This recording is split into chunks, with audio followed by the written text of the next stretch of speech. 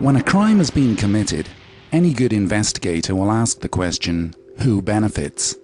So let's apply this reasoning to the main parties associated with the events of 9/11. Osama bin Laden. 5 days after 9/11, bin Laden stated that he had no knowledge of the attacks. He also stated that the attacks appear to have been carried out by individuals with their own motivation. This statement was aired only once on Al Jazeera TV on the 16th of September 2001. Before 9/11, Osama bin Laden had lived as a fugitive, but he was a wealthy fugitive who had enjoyed relative freedom outside of the USA. He was even able to obtain kidney dialysis treatment at an American hospital in Dubai just prior to 9/11. And within Afghanistan, his country of residence, he was protected by the Taliban, who had full control of the country. However, after 9/11, bin Laden's life became increasingly worse. For example, he was now unable to stay within the comfort zone of Afghanistan because the country had been invaded by the coalition forces. Bin Laden was also unable to freely visit other countries for hospital treatment because those countries would risk being accused of harboring a wanted terrorist. He would therefore have to spend even more of his money on protection, plus his future options would be extremely limited in terms of survival, finding a place to stay, finding the hospital treatment he needed, and planning future terror attacks. Numerous news reports from 2002 stated that bin Laden had in fact died. So when it comes to the question of who benefited from 9/11, on a scale of 0 to 10, Osama bin Laden scores 0.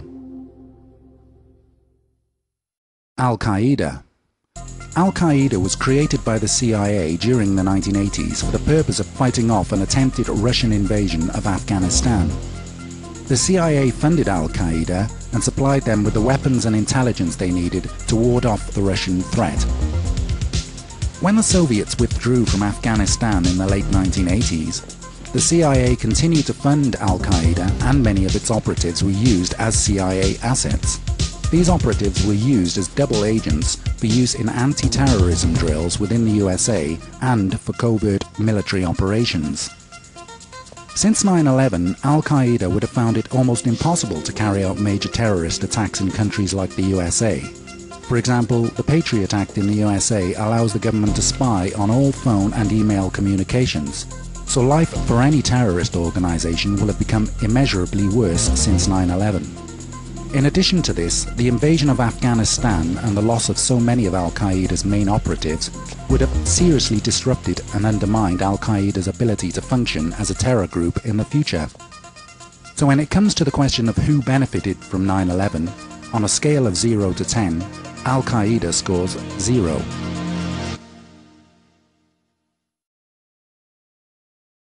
Saddam Hussein.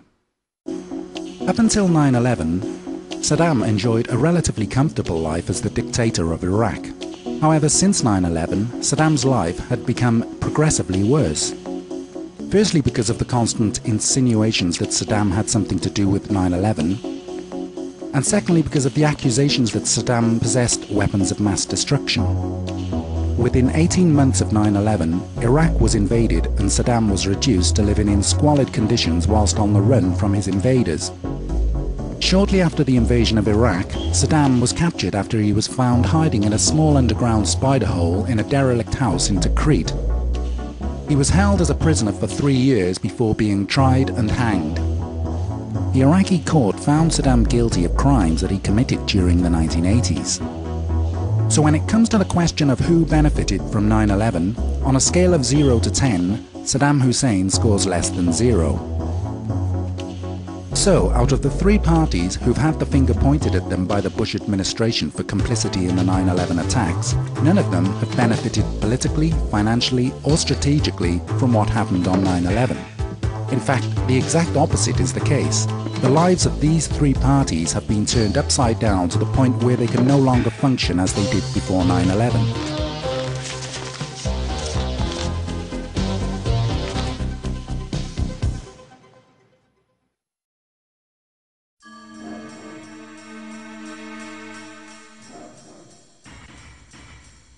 So who did benefit from 9/11? Larry Silverstein. This man became the leaseholder of the World Trade Center complex just a few weeks before 9/11. Silverstein faced the daunting task of having to remove the illegal asbestos that covered every steel beam in the Twin Towers. This job would have cost over $1 billion. When Silverstein took possession of the World Trade Center complex, he reworked the insurance policy on the complex to specifically cover terrorist attacks. After 9/11, Silverstein received $7 billion compensation from his insurers. That's a massive profit on his original $15 million investment. So when it comes to the question of who benefited from 9/11, on a scale of 0 to 10, Larry Silverstein scores 10.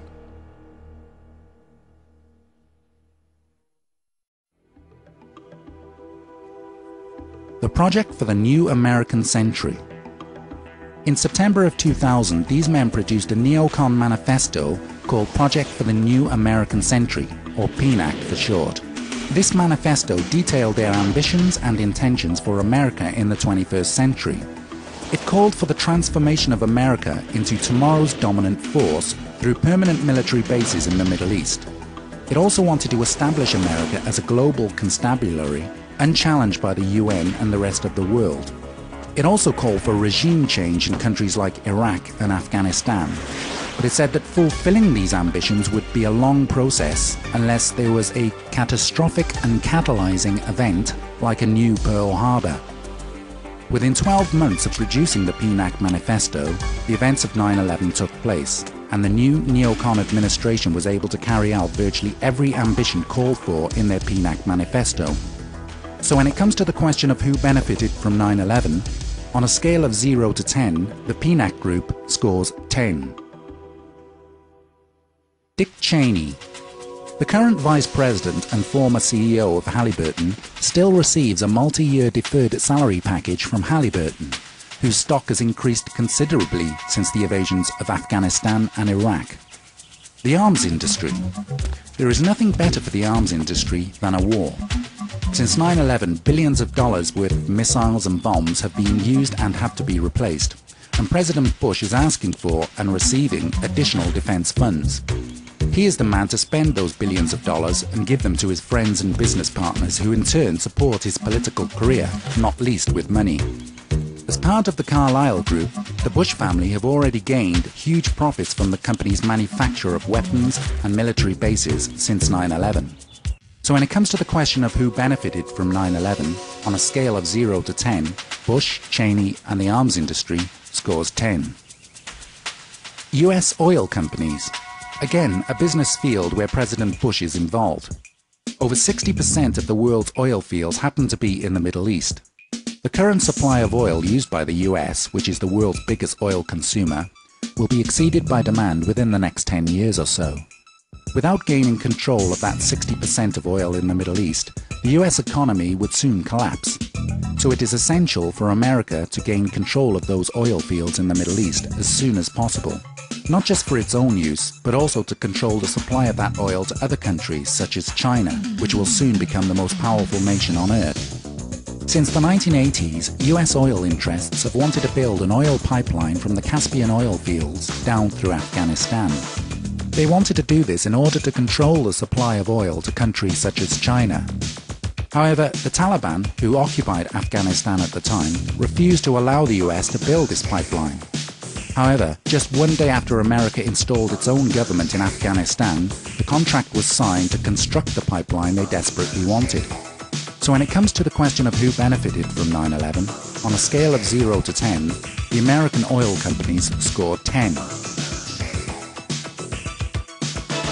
The US government. The terrorist attacks on 9/11 gave the US government the excuse to further pursue its goal of a new world order by means of war. The Patriot Act allows the government to spy on the communications of every citizen. It also allows the sampling of DNA of any person convicted of any crime of violence. And it also allows arrest on suspicion, without a warrant, without probable cause, in secret, without notifying anybody, and without the right to see a lawyer. So the people who've been blamed for 9/11, i.e. Osama bin Laden, Al-Qaeda and Saddam Hussein, have gained nothing from 9/11 and lost everything as a result of 9/11. Whereas the people who pointed the finger of blame, i.e. Bush, Cheney and the PNAC group, gained everything they had wanted as a direct result of 9/11. The same is true of the World Trade Center leaseholder, Larry Silverstein, and of course, US oil and arms companies.